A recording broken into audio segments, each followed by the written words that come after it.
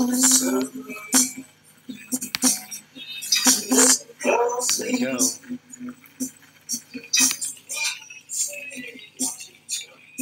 All right. I'm just making sure the stream's up. All right. It says we're good to go. All right.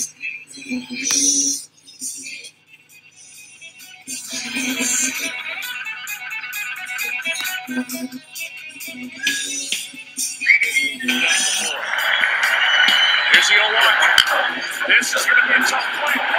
The Cubs. Makes the play.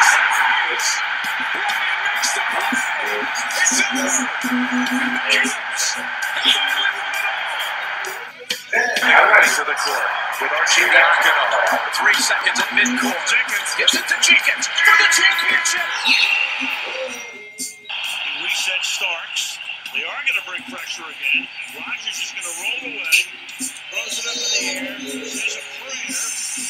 And Giannis does it in front of us. Oh, please. What a catch. That's insane. Picked up by Steph Curry. 6 to shoot. He's at the right point. He stutter steps. He launched the 3. Hey! Giannis! 53 seconds to go. Cavaliers 92. Warriors 89. Irving has 26. Oh, what a clutch shot for the 5th-year man out of Duke. You're in on the Game Break Huddle with Matt Harvey and Zach Seyko.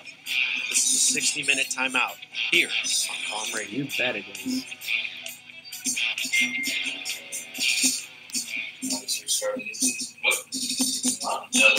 All right, what is going on YouTube? Zach Seyko and Matt Harvey here with the 60-minute timeout summer edition. Oh, wow. We got tons to talk about. Somehow we're going to try to boil it down into an hour, see if we can go to around 12:30, 12:45 in that area. That's how long our show is. 60-minute timeout. We don't want to run it longer than that. So let's just jump right into it. But first, Matt, how's your summer been? All right, well, our summer has been, it's been a lot of fun. Have an internship down here in Virginia. I'm doing play-by-play for a baseball team down here, and just kind of picking up where I left off back at school, and still keeping up with all the sports, and it's going to be a lot of fun. It's going to be a good hour, Zach. Let's get right into it. Oh, I couldn't hope for anything more. So, yeah, let's get into it. Oh, so we are going to start with the MLB trade deadline. Now, baseball's in full swing. I know the divisions are shaking up, and we could talk about who's going to make the playoffs, who's going to fold here, and everything. But I think we need to stick to just basics. We got the trade deadline coming up. I think it is next Thursday, so a week from tomorrow, or a week from when it hits midnight on East Coast here. And yeah, I mean, Matt, where do you think, where do we need to look? Like, we need to identify buyers and sellers first. Who are your major buyers? Because the MLB is in such a deadlock right now. You look at the NL Central, the AL Central, the AL East, and you've already seen some teams sell or shown a willingness to sell, like the Mets. You've seen the Chicago White Sox, obviously, because they're out of it in the AL Central. But who are some other teams are we going to look at that is big buyers and big losers? Just give me a couple for now. Well, one big buyer has to be the Yankees, and they've already bought a lot so far. They've already gone ahead and gotten David Robertson back. I can't think of the other guy they got from the other team, but I think the Yankees have to be a huge seller going forward. I know there's a lot of talks with them in the Athletics to get Sonny Gray and Yonder Alonso. I think that's definitely going to be a major part. I think the Cubs have to be a big buyer, excuse me. They've already gone ahead and gotten Quintana. There's a lot of talks for them to get Sonny Gray and Yonder Alonso. They got to improve their back end on their bullpen as well. So the Yankees and the Red Sox the Yankees and the Cubs have to be the big ones. I think don't count out those Red Sox, and they got to improve their back end, their bullpen as well. A lot of talks with the Phillies and the Red Sox to get a guy by the name of Pat Neshek from the Phils, one of the leaders in earned run average in the National League. Put him in that bullpen. So I think the Yankees, Cubs are the big ones to look for. Maybe even look for the Red Sox to creep in there just a little bit. Yeah, I definitely agree with you. I think we've already seen who the names are going to jump out. I mean, it's a tight race everywhere you go, except for really the NL East, with the Nationals kind of all the way out in the front. But the Braves, they're not that far behind. I've looked at the Braves and I said, this team has the potential to be World Series contenders in a few years, but that's not what we're talking about. We're talking about right now. So I think that now one team that's just not going to do anything is the Pittsburgh Pirates. I think the Pirates are just they're not gonna buy and they're not gonna sell, which kind of, as a Pirates fan, it ticks me off a little bit because you look at the Pirates and you say, okay, McCutcheon's championship window is closed. It's closed. They're not. I don't think they win a World Series this year unless they sell the farm. They would have to sell the farm and get I don't know. And they've already sold a lot of the farm. Getting rid of Jimenez was huge for that farm system. And Quintana's good, but I don't know if they really pegged him to be like number 1 or 2 ace going into the playoffs, giving up Jimenez for that. I don't agree with that at all. I don't think that's a smart play. Yeah, you look what it's done to the Cubs. So with the Pirates situation, they want to keep that farm intact because you can build around Josh Bell, you can build around Starling Marte and Gregory Polanco. There's no arguing that. McCutcheon's just you want to get maximum trade value for guys like Andrew McCutcheon, for Garrett Cole and Tony Watson, because Tony Watson's been shaky this year. Garrett Cole, he is not going to be a Pittsburgh Pirate. Even if they keep him for the rest of his contract and try to re-sign him, he is gone. He is gone. And so you might as well just get max value for that now. You look at teams like the Houston Astros. The Houston Astros need pitching. And that's one of my other buyers, especially since Carlos Correa just got hurt. And he's going to come back in time for playoff time, but you want that number 1 seed. You want that guaranteed number 1 seed. How much do, the Astros could fall off a little bit and give ground to an improved Yankees team, an improved Indians team, or an improved Red Sox team? And I'm pretty sure the Astros don't want to do that. So they're probably going to go pick up some quality bats, maybe a guy who can back up Correa or be a utility guy. Now, thinking about it, can't really name anyone off the top of my head that's not on a playoff contender already. I got a name for you. All right, go ahead, give it to me. Yeah. I think they should go for Asdrubal Cabrera on the Mets. Mets are already out of it. Tank disaster of his season. He's a good veteran. Still has some play left in him. I think going after Asdrubal Cabrera would be a great addition for those 6 weeks or so that he's out.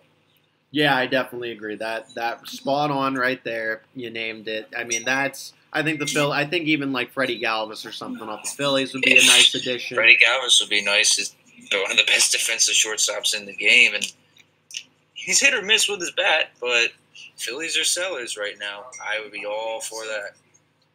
So any other sellers? I mean, the Marlins have been kind of in talks. When are the Padres and the Giants going to start throwing their pieces? Who do we got? Oh.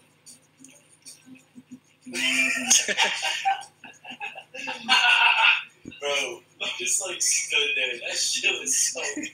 I'll give you one big seller is the Marlins. Now, the problem is, I think the Marlins are sellers, especially with Stanton, Yelich, and Gordon. It's just a matter of where. And one of the biggest things that have pegged with the Marlins is with the Phillies. That doesn't make any sense to me. The Phillies want to go after the young, big stars, Stanton, Yelich, and D. Gordon. Now, I believe that one of those three, maybe if not more, will be moved as a seller, but it's just a matter of where and if the Phillies are part of that. I think the most surefire seller right now is one I mentioned is the Oakland A's. I think Sonny Gray and especially Yonder Alonso have to be on the move. Billy Beane has to do yet another rebuild in Oakland. It feels like he does a rebuild every other year or so. I think those two have to be on the move. So those are the Phillies. Pat Neshek is going to be on the move.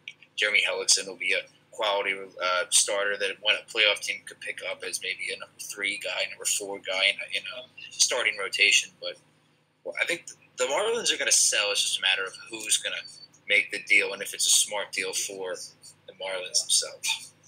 Yeah, and you also have to remember, you got to eat that Giancarlo Stanton contract. Exactly. I think that's what's scaring a lot of teams away is the 12, 13-year commitment for him. He's not really he's a great player. He's a great player, but I think just he's been injured in the past. He's not an injury kind of guy. When you think of people, you're like, okay, he's not injury prone, but he just kind of had bad luck. So I think Stanton would fit great in the Yankees, but their issue is they're trying to go back to their ways of not trying to buy players, but rather build through the farm, and I respect that. But when you're the richest team in baseball and can afford to just literally throw money at whoever you want, go after it. You got to go after it. So I think you can afford Stanton's contract, and you can afford to give up Frazier, whoever else. I think they have some pitching prospects, but I know Frazier would be a big part of that deal. Anyone they got in the Andrew Miller trade, I think, would just be on their way to Miami. I just think one thing they have to think about, though, and I just thought of this now, and I'm glad you brought up the Yankees, is if they went after that, I don't know, it's 184. He still owed $184 million for a long more time. Is if you went after that deal, how much money would you have in a year or two for, Bryce Harper, Manny Machado? So it's definitely not to think about, especially third base. Manny Machado would be perfect on those Yankees. I mean, Stan would be a great outfielder as well, and you would get him at a cheaper price than Bryce Harper and a Machado when they hit the market in a year or two. But it's a matter of, would you have enough cap space to make it happen, or who would you rather have? Would you rather have a Stanton now, or a little down the road and go for a Bryce Harper? I mean, if they want to win now, nothing wrong with going after Stan and maybe a Yelich or D. Gordon right now. Nothing wrong with that for the Yankees. But if you're not set on this year, I think it'd be smarter to maybe wait a year or two for that Bryce Harper and for that Manny Machado. It'd be tough. If they can get both, hats off to them. But it'd be really tough to get both. Yeah, I completely agree. I think that, with all the Yankees have to be, they got to, they have the money.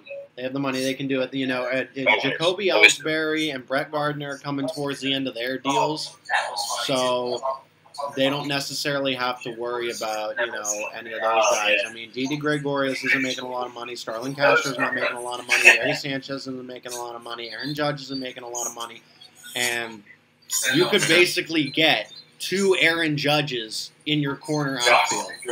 Yep. That's scary to go, okay, so who do we bat 3 today? Aaron Judge or Aaron Judge? Yeah. So Exactly. Essentially, I think it's a good move. Bryce Harper, I think the Nationals are going to pony up for him. No.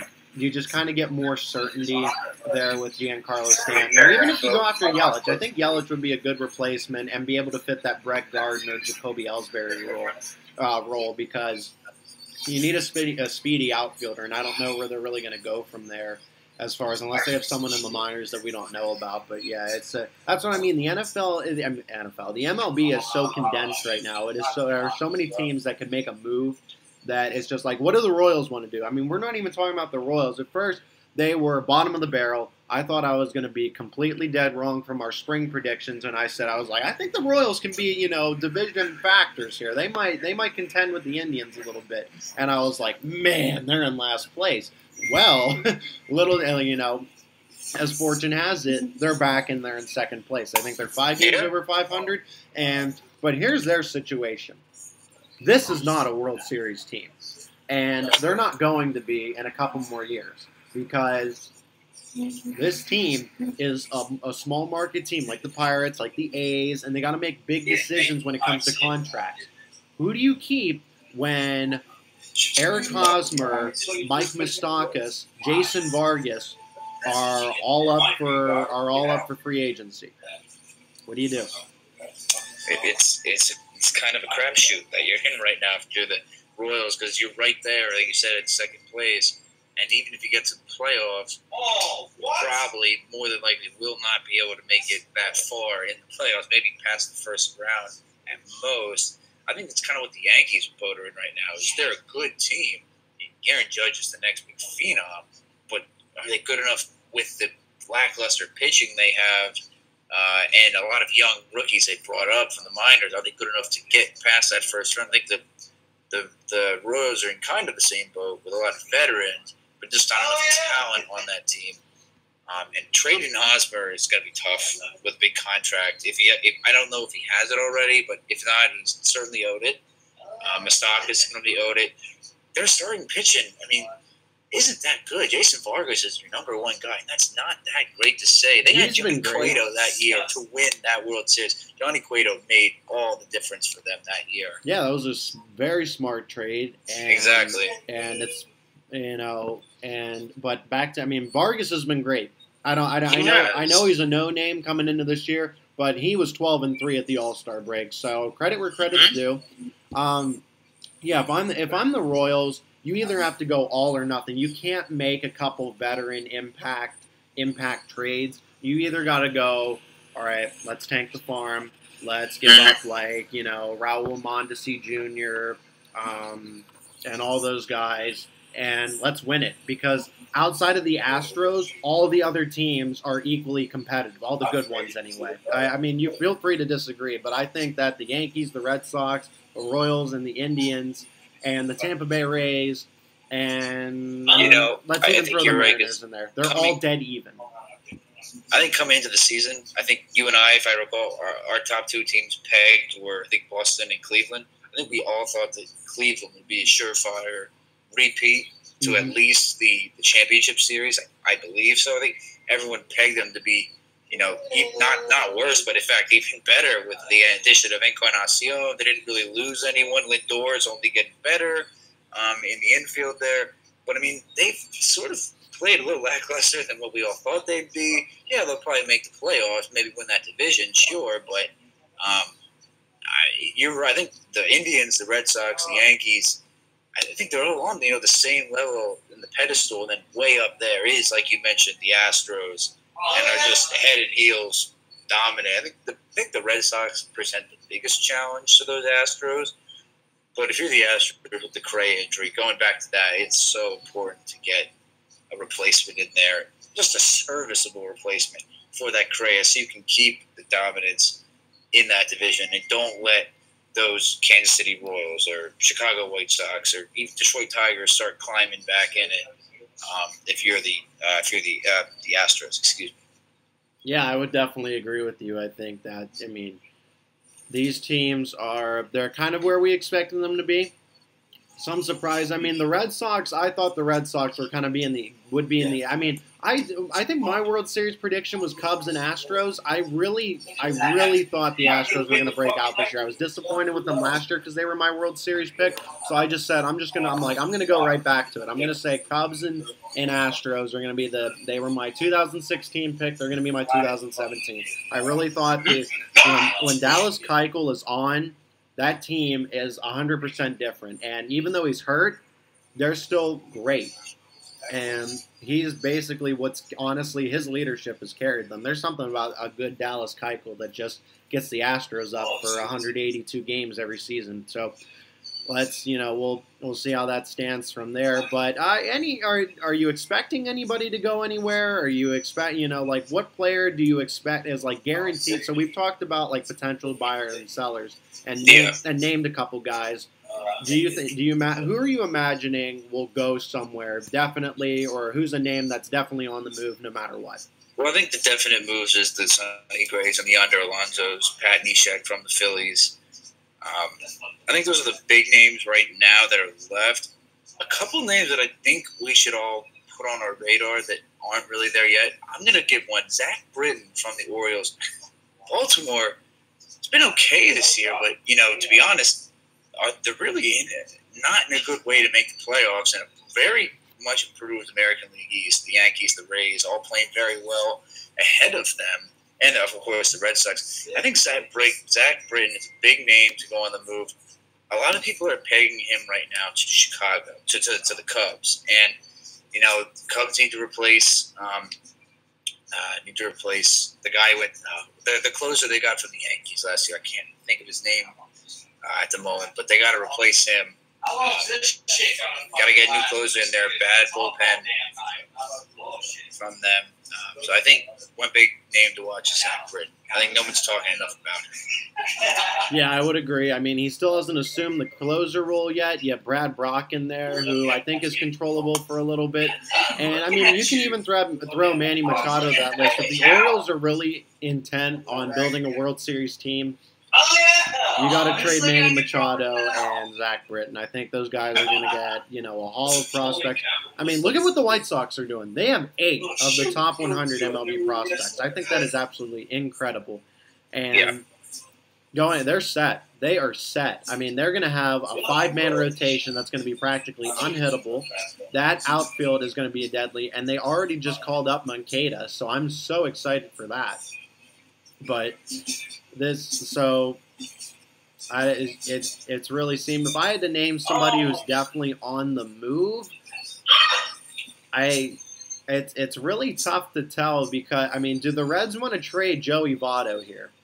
Do the Reds really want to consider trading Joey Votto and getting max value for him now? He's great. He's MLB. He'd be the NL MVP if the Reds were in first place. Yeah, and it's always better to trade a guy a year early than a year late. If a guy's this is what happened with Ryan Braun last year.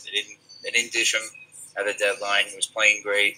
Held on to him now, lackluster season. And if you had dished him last year, may have helped you this year in the playoff run they're trying to make. So it's always better to dish them when they're good than the next year take that risk because the odds of them getting better are significantly worse. So you might want to just get rid of him now. You're not really building a good franchise in Cleveland. Still have a lot more years to go, especially in a stacked National League Central like it always is. So I think getting rid of Votto, while it's not the most optimistic option, people don't think enough about it. It should be an option to consider. Definitely. All right, give me a trade that you think is going to happen. Like 2 teams, players, prospects. Who's going where, and why do you think it's going to happen? Well, I think Britton. I can really see Britton fitting in well with the Cubs. But I'm not sure who they're going to give up to get him now that Jimenez is going. I think Jimenez would have been a surefire guy to go there. I think Jimenez is worth the price of Zach Britton. I don't think he was worth the price to get Quintana at all, but Britton would have been nice. So as much as I want him to see him go to Chicago, the Cubs, I don't see it happening because I don't think the prospects are there enough. I'm going to go ahead and say that at least Christian Yelich lands in Philadelphia. The talks just keep getting more and more heated up between the Marlins and the Phillies. I don't really understand the sense of it. Of the 3 guys that could be on the move with Miami, I think Yelich is the most realistic to go to Philadelphia because he's young, he's talented, he can do it. He has a power, he has the bat, he has a little bit of both, and he's still pretty young in that outfield. I'm going to go ahead and say Yelich and maybe Stanton. He'll end up in Philly for sure. Definitely not Gordon. Gordon doesn't fit in with the team, I think. I think definitely Yelich will end up there. The talks just keep getting better and better between the 2 clubs. Yu Darvish to the Yankees. That's going to be my prediction for Clint Frazier and company. The Yu Darvish is up for a new deal pretty soon, and the Rangers said if they like an offer, they're going to take it. Michael Pineda just went down with a UCL injury and is going to require Tommy John, who's the perfect guy to go out and get to bolster that rotation heading into, because you got to compete with Chris Sale and company. Why not get the best righty on the market? So I think the Yankees are going to snatch up Yu Darvish, and it's going to be a hefty package, but they're going to pull it off. They're going to do it. I love it. I like the deal. It's a good deal for the Yankees. I think their starting pitching is pretty bad, if not inconsistent, and the Pineda injury just makes it a whole lot worse and more of a mess there. So definitely a trade that I think, especially if you're a Yankees fan, you can't disagree with. Yeah, definitely agree here. All right, so let's pivot topics a little bit. So the next league that we have in our title, the NBA Summer League and all of their action. Gosh, we had a slew of top 10 picks getting their action. But obviously, who are we going to name? Lonzo Ball. Lonzo Ball. But let's first talk about you're a Philadelphia 76ers fan. Let's first talk about Markelle Fultz. Please. He did what he was supposed to do. And he did what he had to do, and he came out there, performed well, has a lot of confidence. really took the reins as the point guard of that team. The injury was an absolute heart attack if you're a Sixers fan, but then we learned it's just an ankle sprain. And I mean, I wasn't really a fan of him playing at all in the Summer League, exactly for that matter. I feel like the Summer League is like a plague for the Sixers. It seems like everyone just gets injured in the Summer League, so I wasn't exactly excited when he did it, and I'm glad he's okay. But he did what he was supposed to do. He took the reins of the team. He showed confidence. His shot is there. Can get to the rim. Very acceleratingly great on the fast break. And I think he's going to have a great rookie season. I didn't see anything wrong with it, and I think he's a great character for the squad. So if you're a Sixers fan, I think you can't go wrong with him at all. And what do you think the injury would have meant if, say, it was more serious than what? That's what I was trying to hint at. You know, what would it have done to that core group? I mean, Joel Embiid's battled injuries for all of his career. You have Ben Simmons, who got injured in his rookie year. So you're having two. Now that Fultz isn't hurt, you have two guys who are former first-round picks, first overall picks, that are going to play in their rookie season. I think that's crazy. Well, I'll actually surprise you a bit. If he was to be out for an extended period of time, whether that's half a season, quarter season, the whole season, I actually would not have been that upset, because I would have been upset, obviously, because he's out for the year and he's your number one pick. You're excited to see him. But in a team standpoint, this team's X factor is Joel Embiid. And I would have been extremely more concerned of an injury to Ben Simmons or Embiid, because I feel they're your future. Fultz can be Rookie of the Year, All-Pro, whatever. Ben Simmons can be the best passer and scorer combo in the league for 10, 15 years to come. But if Joel Embiid doesn't stay healthy and be an all-star on the floor there and be the most dominant center in the Eastern Conference, you're just going to be like everyone else, and you're never going to get by the Celtics, LeBron James, Wizards, so on and so on. So I would have been much more upset with an injury to one of those two, Simmons or Embiid. Fultz would have been upsetting, but I would have been more upset with the fact that the Summer League needs to go, or at least the Sixers need to adopt a new formula when it comes to playing your young stars in the Summer League, which is don't do it, because it's just going to result in bad injury, bad condition, and so on and so on. It was a scare. I thought he, broke his ankle or something. That would have been awful, but it was a scare. And I'm glad we were past it, and he's going to be healthy for the season. Yeah, Fultz is definitely. I think Ben Simmons is your coordinator. He's going to pass the ball around. I think Embiid, if anyone has to stay healthy out of that group, whether it's Dario Saric, Embiid, Fultz, and Simmons, I want Embiid healthy.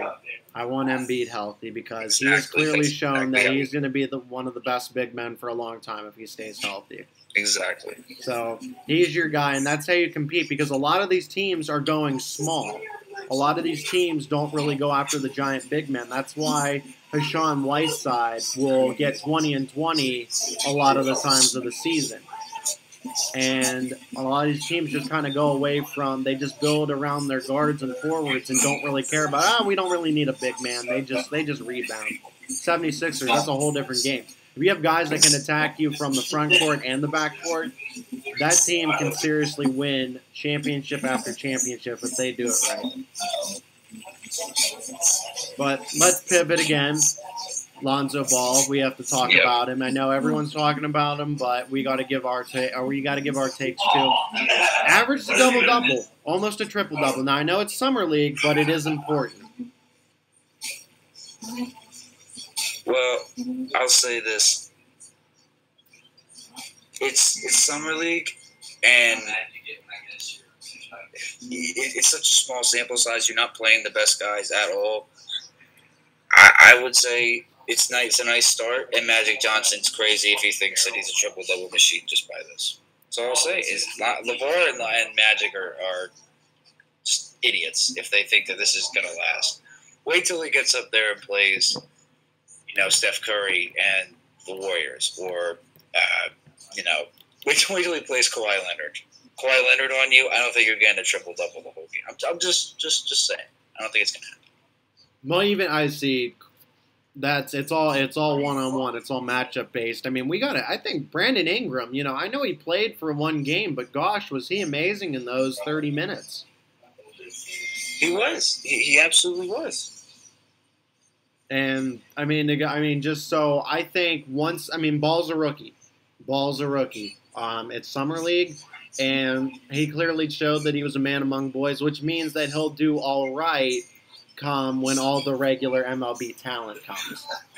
So I think they have, it's going to be exciting. I love the hype around it.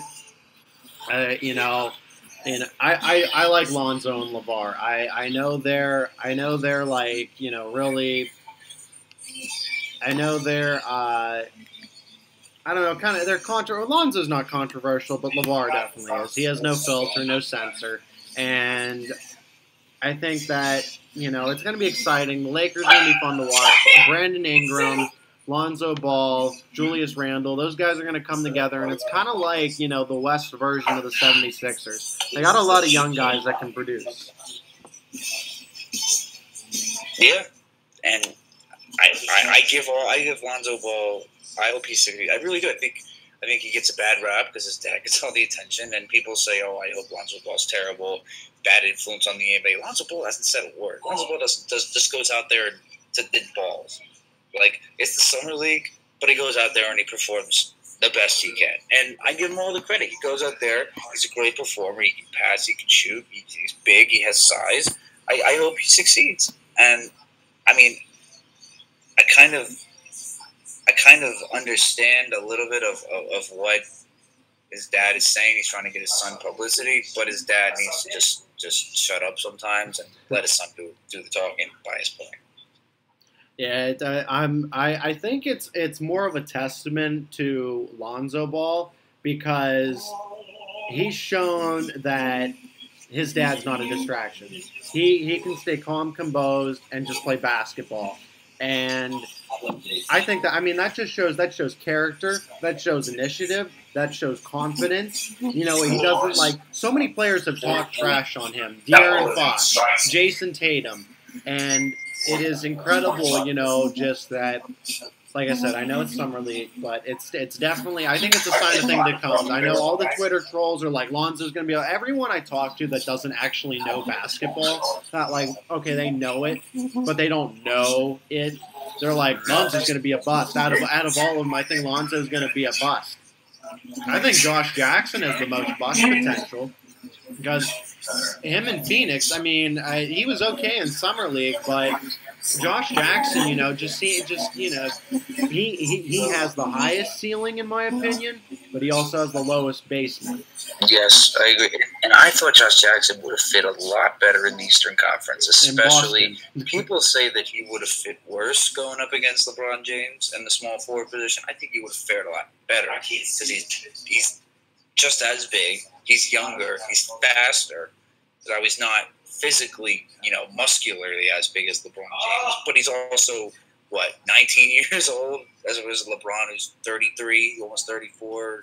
Well, maybe not that old, but he's up there. He's got a lot of minutes in him, and he's got a lot of games. So I'm just saying he would have fit in a lot better on that quick, young Boston team, which is why I was so shocked when they passed on him.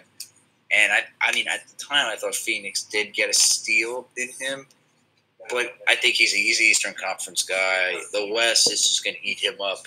Kawhi Leonard will eat him up. Those Warriors will eat him up. He is in for a whole world of a hurt in Phoenix. And the East, he would have succeeded better. He would have gotten in the playoffs better.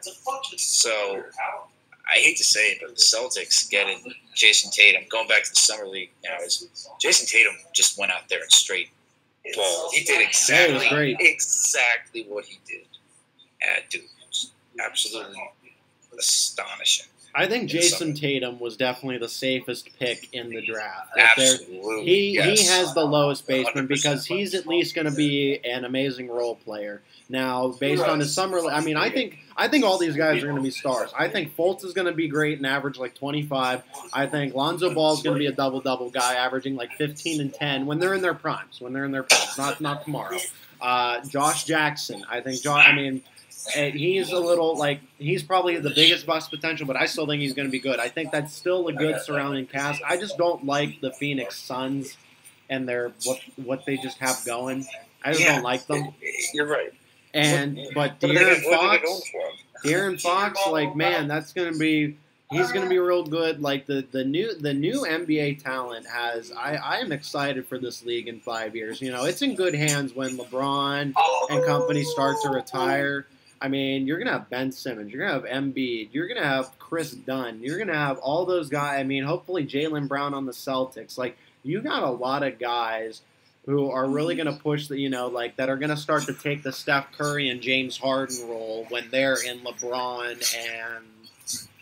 I guess Kobe when he was getting older, kind of their role. So, as they start to, transition here, the NBA, that's going to be exciting to watch. I'm not a big fan of the NBA, but, I mean, I still like it, but it's definitely not my favorite sport. But it's making me a little more interested every day. To end on the NBA real quick, let me just pose this question to you. What do you think about the rumors? Well, I shouldn't say rumors. It's more of, hypotheticals. If LeBron wants to go to Philadelphia after next year. I don't think he goes to Philadelphia. I don't. I agree with you. I agree. I don't think there's any shot. I mean, they'll have the cap space. I really like their 1-year deal for JJ Redick. They just signed. Exactly. I mean, that was absolutely incredible. They gave him all the money to lure him there for just 1 year. But just for 1 year. That's all you need. So then you can kind of build a reputation to see if you can get a guy like LeBron. But he's not going to Philly. I bet he'd go to because he wants to team up with another superstar. I think he's done with the young guys and trying to make it work with another group. I think he wants to kind of get another like Wade and another Wade and Chris Bosh kind of thing going on where he gets together and plans it out rather than saying, "Hey, I'm going to join you guys." You know what I mean? Like, I could see him and Paul George easily in LA. I know, like, that might be old news because the Thunder picked up Paul George in a trade, which I thought was an absolute steal. I don't know what the Pacers were doing. No, I think it was as well. I think Paul George, the Thunder, just came out of absolutely nowhere. Did you see the deals or the rumors that he was just about to get on the phone with the Cavs and Dan Gilbert? I don't know if that would have went anywhere, and I think the Pacers were actually really smart to say, wait a minute, screw this. We're not going to pull through with that. We'll just ship you to the Western Conference. We don't have to deal with you anymore. I think that was probably the smarter call. I don't know how far he will go with the Thunder. It seems like on paper, the Russell Westbrook-Paul George combination should rival the Warriors and the Spurs and so on and so on, but it remains to be seen how that supporting cast will do with the two of them on the team. I think it's going to hinge on what the Rockets ultimately do because I know they traded for Chris Paul, and they needed a point guard really badly, but man, did the Clippers get a lot of people. They got just a lot of quality talent. It's not that they got, like a bunch of no-names. They lucked out. They got Beverly, man. They got all these guys that are just, solid kind of all-around players. And I was like, 7 guys for Chris Paul? Like, I know you guys, like, I told my buddy, and he said, he's like, oh, well, you don't understand the Rockets situation then. I'm like, that's fine. Okay, I know they needed a true point guard. Some guy was more offensive-minded, but the Rockets really pulled off a deal like they think they can win the NBA championship next year, and no one is touching the Warriors. The Warriors are going to win again next year. I wouldn't be surprised if they have, negative odds in Vegas that they're going to win. And, you're right. I love the deal for him. I think Chris Paul fits that team so well. But the problem with the deal is, like you said, you gave up 7 players. Beverly, Sam Decker, I can't even name all of them. There's too many that got traded there. But really good quality core, build around players to build around that Blake Griffin deal that they gave him as the Clipper for life in a sense. And the thing is, Chris Paul is going to get injured. He does every year. He's a great point guard, but he's injury prone now, and he's in the latter years of his NBA career. It's only going to get downhill from here. And his health deteriorates year after year. He misses lots of games, thumb injuries, knee injuries, back injuries. He's ailing, it seems, every moment of the season at one or another part of his body, and it forces him to miss time. Now, I'm not saying Patrick Beverley is going to be a better replacement. Certainly he's better than Patrick Beverley. Patrick Beverley did stay healthy, was a lockdown defender, but you gave up him and so many other players just to get Chris Paul. If Chris Paul's healthy all year, or 75% of the year, job well done by the Houston Rockets. You hit a home run. But remains to be seen. On paper, not the best deal. But if you get Glenn Carmelo Anthony from the Knicks, maybe you're really building something there. I don't know. It's looking like it really could happen.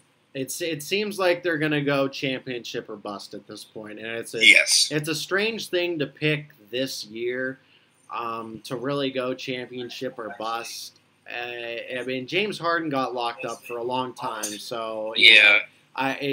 It's not his window's probably got like 3-4 more years. So, and that might be why. I bet I'm just hypothetically saying, I wonder if he told management, said, if I want to go for it now, and that's why I will sign the deal. Like, I will go for this deal now and be your Rocket for life if you win right now. Because I'm not, the later years you go, the more injury prone you get. He could tear his ACL in 2 years, and then he could be, injury prone like Chris Paul.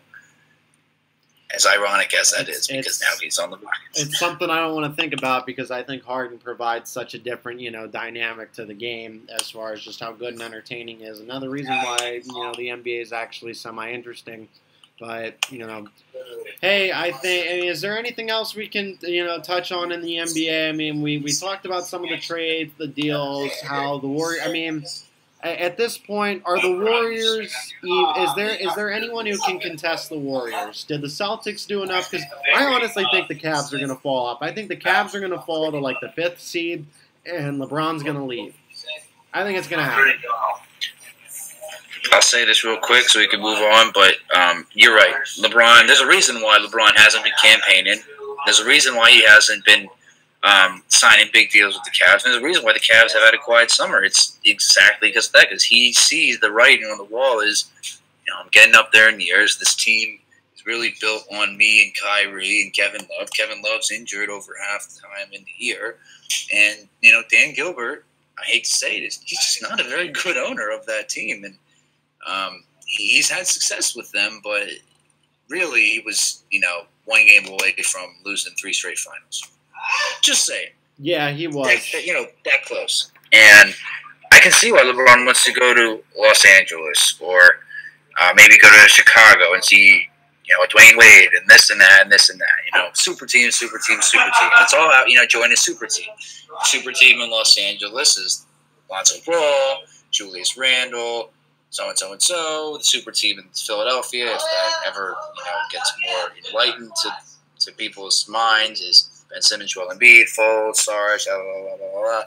So, yes, I can see him absolutely leaving, and it looks like – and people keep saying, that's just a rumor, he'll never do that. Well, if you think about it, it actually seems like a really good idea by him to leave. It really does. I don't blame him. I think I think he doesn't follow what his critics say. He knows what is the best situation for me to go to win a championship. He did his job. He brought a championship to Cleveland. He did it. That, I don't care about how many he won in Miami. Those, good for him and everything. But he said, I'm going to bring a championship to Cleveland. Then he left, and everyone's like, he had to do some growing. He was such a young, it seemed LeBron just wasn't, he was the face of the NBA, but he wasn't. It was kind of like, it's tough to do try to, speak my mind to it, but it just didn't seem like, he wasn't Michael Jordan-esque. Like, Michael Jordan just has that, charisma to it, and I've loved LeBron since he was a rookie, but LeBron just didn't seem like the guy who was just ready to say, I'm the face of the NBA. And that time in Miami helped him grow, experience true playoff, leader. And plus, the Cavs just aren't giving him any ammo. The Cavs are not giving him any no. ammo. I think the Cavs are always they are one of the best worst teams. Seriously, on paper, the Cavs are trash. I say this to everyone. I'm like, how do they make the finals year in and year out? And, well, because of LeBron. Exactly. Because of LeBron. That team is such trash. If he ever got hurt, that would be an 8th seed team. I don't know what it is about Kevin Love. He's the Bosch of the thing, but Bosch is way better than Love. Kyrie's good, but he's just a scorer. You know, Wade could play defense. Wade could do all these other things, be a passer. Irving is just a scorer.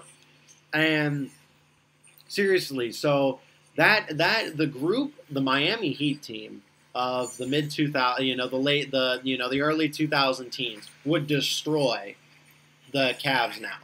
Absolutely. Any of those teams, 100%. any of them, the 2014, 15, 16, it would destroy all of them. Pick the one that lost to the Mavs the first year they were together. Would destroy them 4-0. I don't care. This Cavs team is just not a good team. They try to get all these rotational players, these has-beens, Kyle Korver, Derek Williams, who else? Kyle Korver. Remember Andrew Bogut?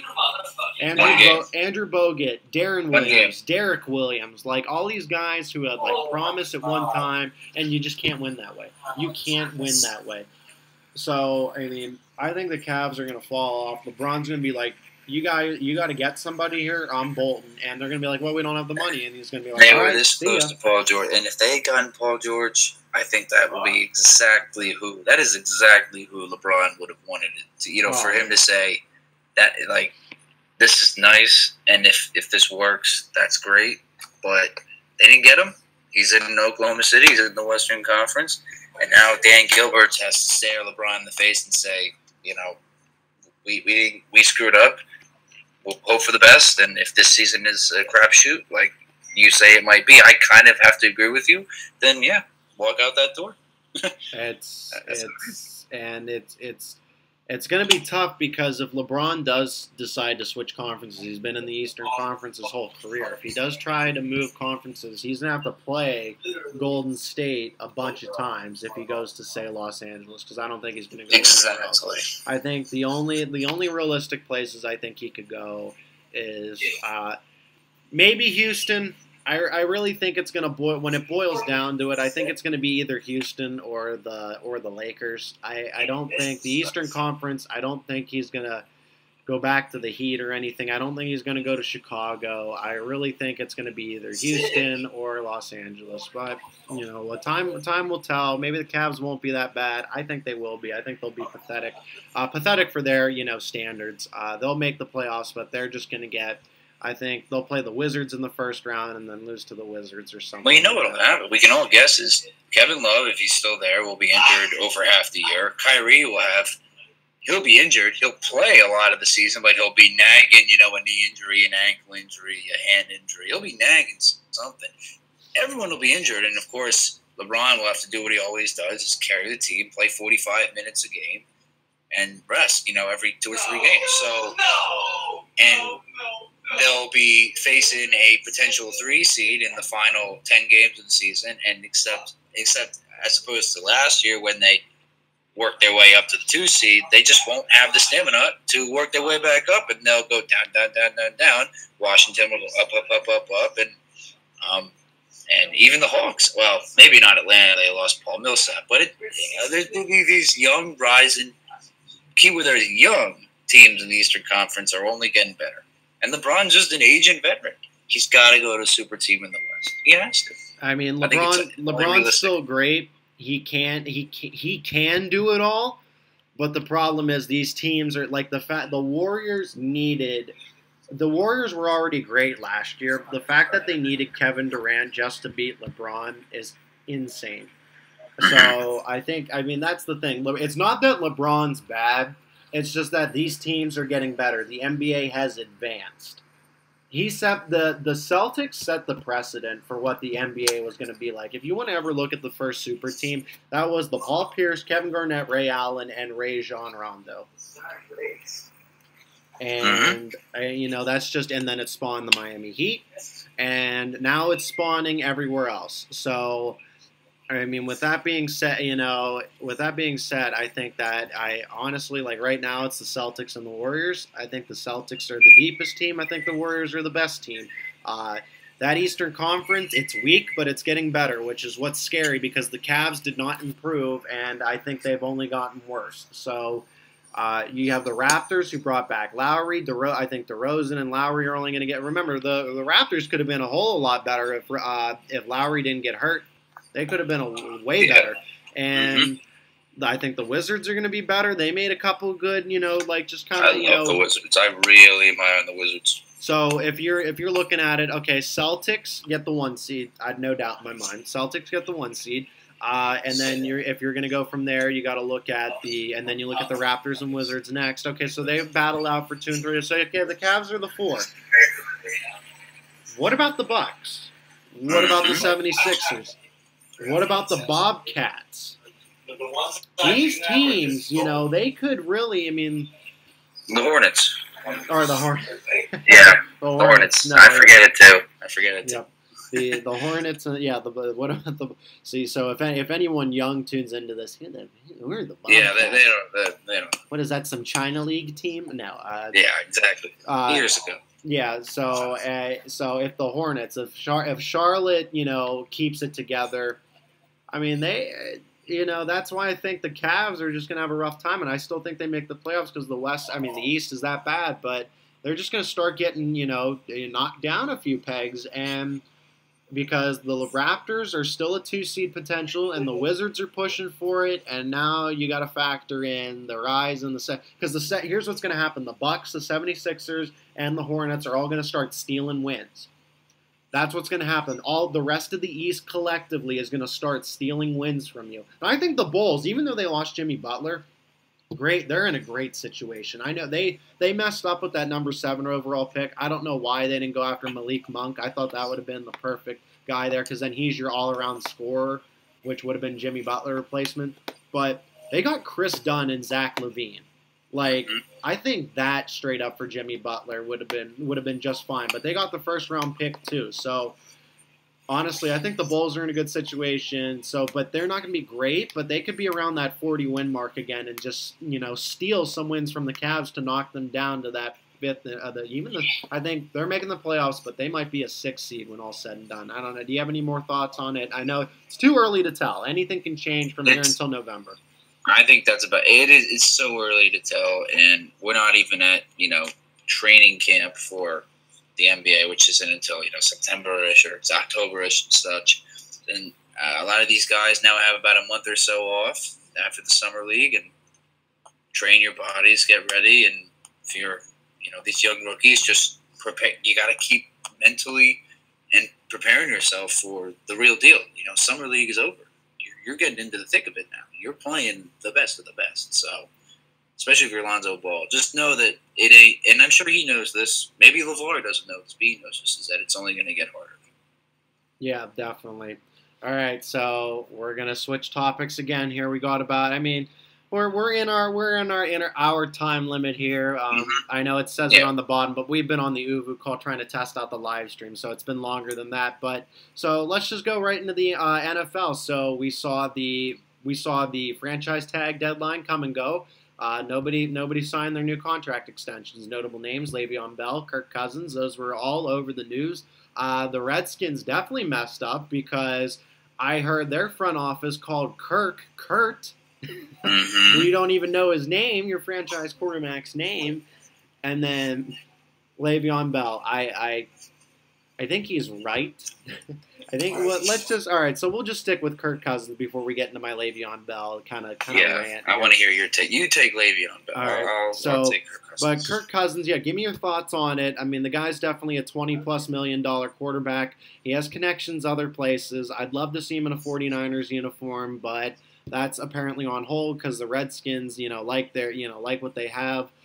What do you think about what do you think about the situation with the Redskins and Kirk Cousins? And then what do you think is going to ultimately happen? Is he there long term, or is he in California or somewhere else? Okay. First of all, people are freaking out at Washington for not getting the deal done.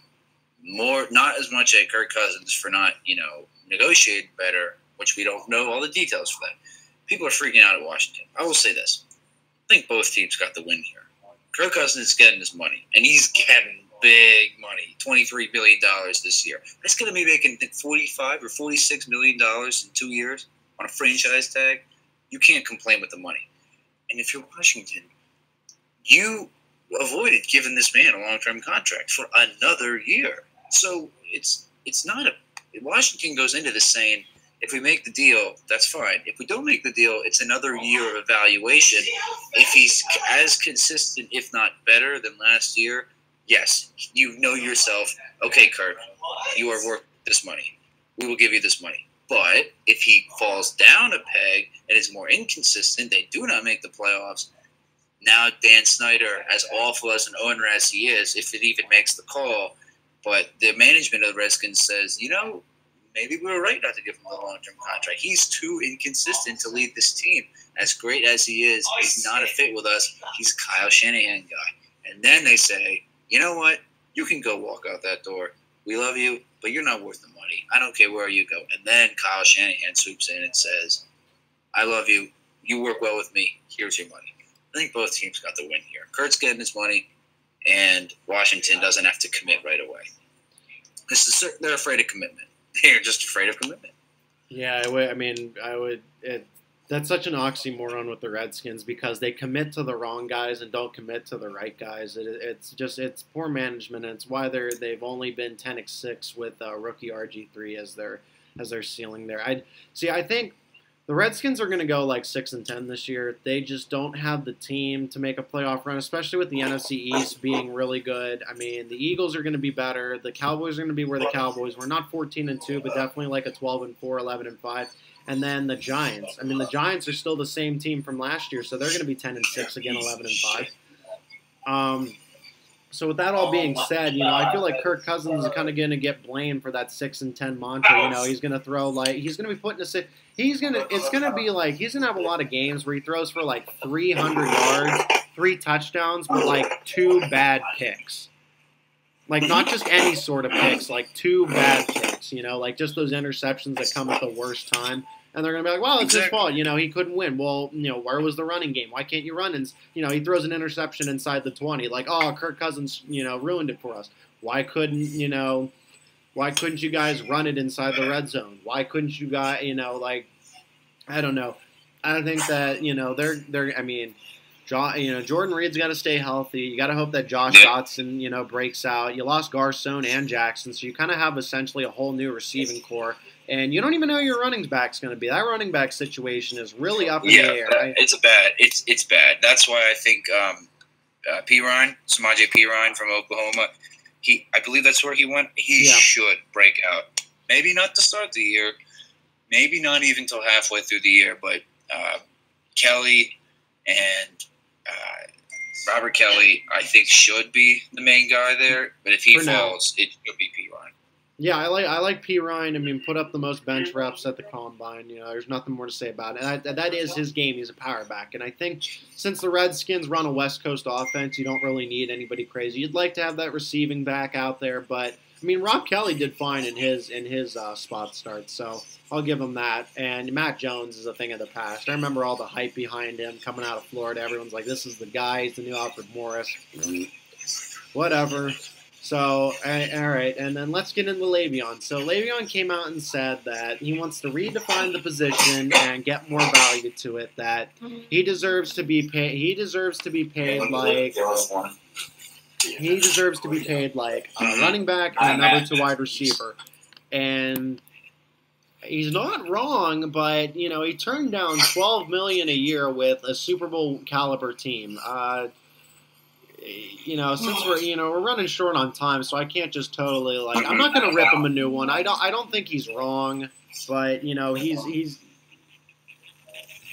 I think that's it really. I think it's $12 million a year. I think that's good, but he is kind of a guy that's worth $14 million a year, and I think the Steelers are gonna eventually give him that if he stays healthy. Because the thing is, he has to stay healthy. If he's healthy, he's worth it. If he continues to be out over half the year, not at all.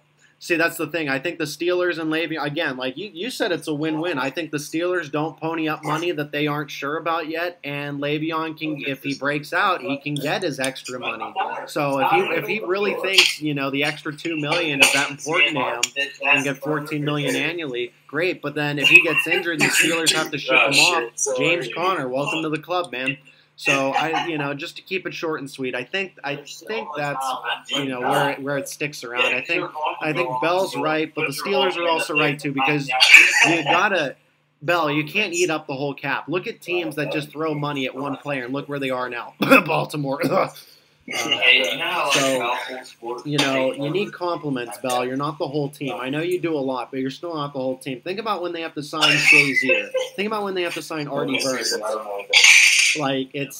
You're not the only guy on the team, man. Just think about it. I think 12 million's, fair. 13 million, okay, 13 million, but then 14, 15 is kind of pushing it. But there is a team that would pony up that kind of money, whether he plays a full season next year or not. So I could see him easily going to the Tampa Bay Buccaneers or something in 2018.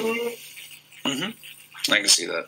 All right, bud. Do you have any more, wrap up, final thoughts before we get off the stream? I think we should do this again sometime. Yeah, I think we should try to do this maybe next week, same time or so. Well, we'll see sometime. I think we should try to do this maybe a weekly thing leading up to the semester. Yeah, if we can, I think, or, at least 2 more times, I think, over the summer would be good. And, we'll be back in State College soon. That's when it'll be, we'll be on our show, and then we're going to be on the Daily Tailgate. I know that for a fact. Stamp.